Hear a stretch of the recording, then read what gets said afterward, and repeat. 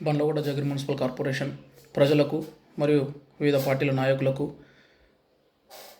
అహర్నిశం ప్రజల ఆరోగ్యాల గురించి ఉదయం తడి చెత్త పొడి చెత్త కార్యక్రమం దగ్గర నుంచి సాయంత్రం వసూళ్ళ వరకు వసూళ్ళు అంటే వేరే విధంగా కాదు, ట్యాక్సుల వసూళ్ళ వరకు అహర్నిశలు శ్రమిస్తున్న కమిషనర్ గారు మరియు వారి సిబ్బంది మరియు అధికారులందరికీ నమస్కారం. ఈ వీడియో చేస్తుంది ఎందుకంటే బోగస్ పర్మిషన్లు అనే ఒక టాపిక్ రావడం జరిగింది మొన్న మున్సిపల్ ఆఫీస్లో. ఆర్ఐ గారు శివకుమార్ గారు మా స్థానిక కాలనీ వాసుల చేత మున్సిపల్ ఆఫీస్కి వెళ్ళినప్పుడు బోగస్ పర్మిషన్లని లేవనెత్తడం జరిగింది. సరే, బోగస్ పర్మిషన్ల గురించి ఇప్పుడు మాట్లాడదలుచుకున్నాను. నేను 2019కి ముందు గ్రామ పంచాయతీ పర్మిషన్ల ద్వారా మా లేఅవుట్ అనేది వేయడం జరిగింది. సరే, అది అధికారిక లేఅవుటా అనధికారిక లేఅవుటా, ఏ విధంగా లేఅవుట్ని వేసినారు అనేది నిర్ధారించాల్సింది అధికారులు కాదు, దానికి సంబంధిత శాఖ ఉంది. ఒకవేళ మీకు ఏమైనా సమస్య ఉన్నట్లయితే ఆ సంబంధిత శాఖకు మీరు వెళ్ళి దాన్ని ఎంక్వైరీ చేసుకోవచ్చు, ఇబ్బంది ఏం లేదు. దానికి ఎవరు బాధ్యులైతే వాళ్ళు తప్పకుండా చట్టం తన పని తను చేసుకుంటూ పోతుంది, ఇబ్బంది ఏం లేదు. అయితే ఈ బోగస్ పర్మిషన్ల విషయానికి వస్తే అక్టోబర్ మరియు సెప్టెంబర్ నెలలలో ఈ మన బీజాపూర్ హైవేను ఆనుకొని ఉన్న దర్గా అంటే పీరంచెరు దర్గా కమాన్ దగ్గర వెళ్ళే దానికంటే ముందు ఒక బార్ అండ్ రెస్టారెంట్ ఉంది. ఆ బార్ అండ్ రెస్టారెంట్ని ఆనుకొని వెంకన్నకుంటకు వెళ్ళే ఒక నాలాన్ని పూర్తిగా కబ్జా చేసి దాని మీద షట్టర్లు వేయడం జరిగింది. సో మరి అది ఆ నాలా అని తెలిసి దానికి ఏ విధంగా పర్మిషన్లు ఇచ్చినారు అనేది ఒక చిన్న మాకున్నటువంటి ఒక అనుమానం. అది బోగసా లేకపోతే మీరే కావాలని పర్మిషన్ ఇచ్చారా? దయచేసి మీరు బోగస్ అని మాట్లాడినటువంటి ఆర్ఐ గారు శివకుమార్ గారే కావచ్చు లేదా కమిషనర్ గారే కావచ్చు, దాని మీద స్పందిస్తే బాగుంటుంది. అదేవిధంగా పలుమార్లు పత్రికా ప్రకటనలో పత్రికలు ప్రచురించినప్పటికీ మీరు దాని మీద ఎందుకు చర్యలు చేపట్టలేదు? మనం ఇప్పుడు గ్రూప్లో అప్లోడ్ చేసినాము ఈ పేపర్ కటింగ్స్. ఈ పేపర్ కటింగ్స్లో అది వర్క్ స్టార్ట్ అయినప్పటి నుంచి పూర్తి స్థాయిలో నిర్మాణం జరుపుకునే వరకు కూడా మనం పేపర్ క్లిప్స్లో ఇక్కడ పత్రికాముఖంగా ఉన్నటువంటి ఆధారాలు మనం ఇప్పుడు గ్రూప్లో జత చేయడం జరిగింది. సార్, మరి అవి కూడా వాళ్ళు బోగస్ క్రియేట్ చేసి నిర్మిస్తున్నారా, లేదంటే మీరే కావాలని క్రియేట్ చేసినారా, మీరే కావాలని పర్మిషన్ ఇచ్చినారా? అంటే బీజాపూర్ హైవేకు కనీసం 150 మీటర్ల అవతల మనకు ఇట్లాంటి నిర్మాణాలు జరగాలి. సరే, మీరు రాకముందు సరే అధికారుల నిర్లక్ష్యం కావచ్చు, వాళ్ళు ఏదో సరైన అధికారులు కాదు, తప్పుడు అధికారులు, సరే వాళ్ళు ఏదో బోగస్ అధికారులు ఏదో బోగస్ పనులు చేసినారు, తప్పుడు పని చేసి ఏదో పర్మిషన్ ఇచ్చినారు. మీరు ఇంత నిజాయితీ పరులైన ఆఫీసరు, అదేవిధంగా పొద్దున్న లేస్తే చెత్త దగ్గర నుంచి మొదలుకొని మా ఆరోగ్యాల గురించి, మా యోగక్షేమాల గురించి నిరంతరం మీరు పబ్లిక్లో తిరుక్కుంటా, వార్డులలో తిరుక్కుంటా, ఎండనక వానగనక నిరంతరం మా గురించి కాలినడకన తిరుక్కుంటూ మా కోసం ఇంత ఆలోచిస్తున్నారు కదా సార్.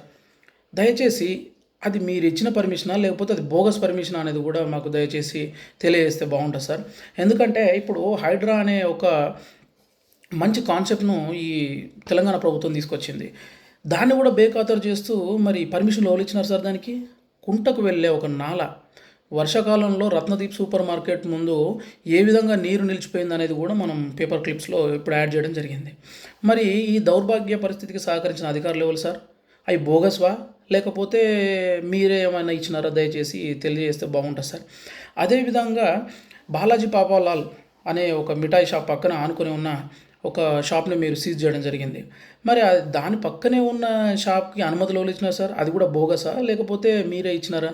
దయచేసి అది కూడా చెప్తే బాగుంటుంది. ఎందుకంటే బోగస్ చేయరు కదా సార్. ఇప్పుడు ఎందుకంటే మీరు ఒక నిజాయితీ పరులైన ఆఫీసరు, మీరు ఎక్కడ కూడా అవకతవకలు లేకుండా ఎప్పుడు ప్రజల దృష్ట్యా, ప్రజల ఆరోగ్యాల దృష్ట్యా, గవర్నమెంట్కు మంచి జరిగే విధంగా, హైడ్రాకి కూడా తావు లేకుండా అసలు మీరు పీరంచెరువునే కావచ్చు, వెంకన్నకుంటను అనుకునే కావచ్చు, లేకపోతే కార్పొరేషన్ పరిధిలో ఉన్నటువంటి అన్ని చెరువులు ఏవి కబ్జా కాకుండా కాపాడుకుంటూ వచ్చినారు సార్. ఇప్పుడు నాలాలు కూడా కబ్జా కాకుండా వెంకన్నకుంటకు వచ్చే నాలాని పూర్తి చేసి కట్టడం జరిగింది. మరి దానికి సహకరించిన అధికారులు ఎవరు? అదంతా మీరు వచ్చిన తర్వాతనే జరిగింది కదా. నాకు తెలిసి అదంతా బోగస్ ఏమైనా క్రియేట్ చేసుకొని కట్టుకుంటున్నారు అనుకుంటున్నా సార్ నేను. ఎందుకంటే బోగస్ విషయం మనం మాట్లాడుతున్నాం, కాన్సెప్ట్ ఈజ్ బోగస్ కదా. సో నాకు తెలిసి మీరు కొంచెం ఎంక్వైరీ చేస్తే బాగుంటుంది. మేము దానికి సంబంధించి మేము ఆల్రెడీ మీకు ఆర్టీఐ కూడా దాఖలు చేయడం జరిగింది. మీరు ఇచ్చినారా లేకపోతే అదేమైనా బోగస్వా అనేది మాకు తెలియజేస్తే బాగుంటుంది. ప్రజల ఆరోగ్యాల దృష్ట్యా ఇంత మీకు కన్సర్న్ ఉంది కదా సార్. మరి రేపు పొద్దున అదే వ్యాపార సముదాయాలు, అదే షట్టర్స్ ఓపెన్ అయినప్పుడు అక్కడ వెహికల్స్ పెట్టడం జరుగుతుంది, ఫుట్పాత్లు ఆక్రమించడం జరుగుతుంది. మరి అలాంటప్పుడు యాక్సిడెంట్లు అవుతాయి.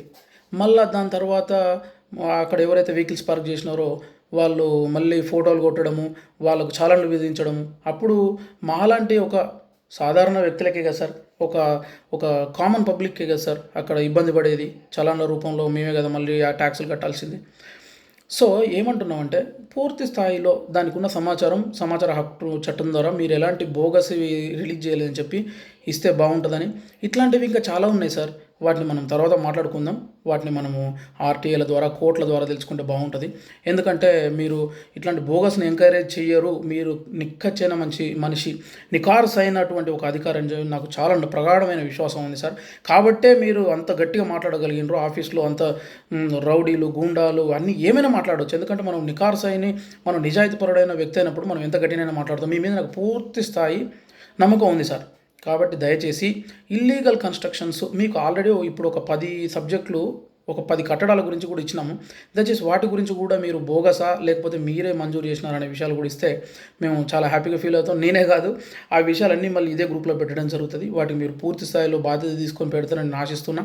ఫుట్పాత్ల విషయంలో మీరు ఒక మంచి పని చేసినారు సార్, మిమ్మల్ని చాలా అప్రిషియేట్ చేయాలి. అదేవిధంగా ఆ ఫుట్పాత్ల ఆక్రమణకు గురవుతున్నప్పుడు మరి 150 మీటర్ల లోపల ఈ కట్టడాలు ఎందుకు కడుతున్నారు? కాబట్టి అట్లాంటి వాటికి మీరు కూడా నిరాకరించండి. మీరు కూడా పూర్తి స్థాయిలో ఆ సైట్ దగ్గరికి వెళ్ళి మీరు కూల్చే అధికారం మీకు ఉంటుంది కదా.